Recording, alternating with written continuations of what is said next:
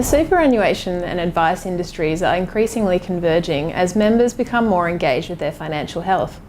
Joining me today is Jack McCartney, Executive Manager of Advice for higher education industry fund UniSuper. Welcome, Jack. Hi, thanks, Sarah. Jack, why do you think it is that members are becoming more engaged with their financial circumstances? Well, I think it's probably two things, Sarah. The fact is we are living longer, everyone's aware of that, but I think as a result of that, they're saying, well, I'm going to need more money to live longer and have a comfortable lifestyle retirement. The age pension's not obviously going to provide that. So I think as a result of that, combination with education as well, increasing education. So I think the ageing with the desire for more education, ultimately they need a plan to get there. And what implications do you think this trend will have on the broader advice industry in the years to come?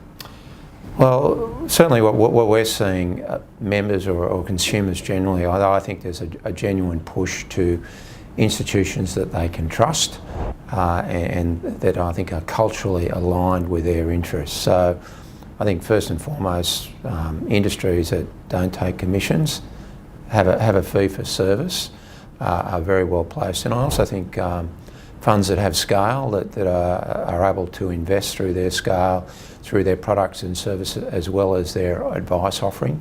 I think those particular groups, and ultimately, if I think having also being a profit for members where you don't get that pressure from shareholders, it means you are very well and competitively positioned, I believe. I think those particular groups are going to steal the march.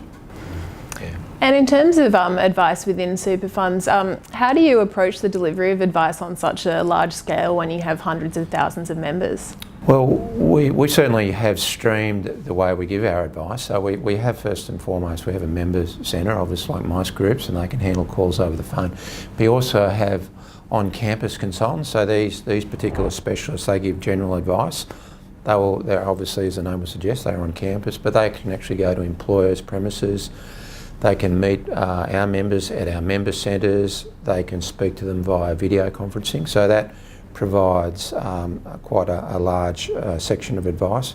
We also have specialists, superannuation advisors who give defined scope advice, and that here again that can be via video conferencing. They can see members, go over the phone, and then ultimately we tend to find mostly members are really sort of that 55 age group. They really want the comprehensive advice, and that's where we provide the whole spectrum of advice, including non-superannuation advice as well.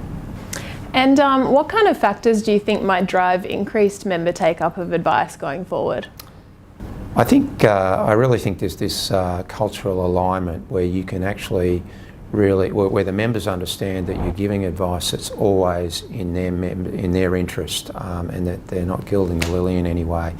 At UniSuper, we also let our advisors advise on other super funds. We currently have 21 other superannuation funds on our approved list that any advisor can write on. They don't need any, they've got full discretion on that, and they can advise on other funds as well. So I think being able to demonstrate that you are totally and culturally aligned, I think will be the way forward. And what about Roboadvice? Do you see a role for that in the way that you're delivering advice to members? We're looking at Roboadvice. But I have to say the jury's probably out onto that. I think we're actually still finding that in the greater majority of cases, our members want to speak to a real person. And to the extent that if we said, look, we could do something via video conferencing, they would say, no, I'd rather wait till you're back in the area, and that could be waiting another month or two to actually speak to a real person. So I'm not dismissive of Robo. I think there's a place for it, but for us right now, the overriding feedback we get from our members, they want to speak to a real person, and that's the way we're set up. It's interesting. In terms of post-retirement and aged care advice, given the ageing population, do you see a role for this in the advice you're giving members? Look, we do, Sarah.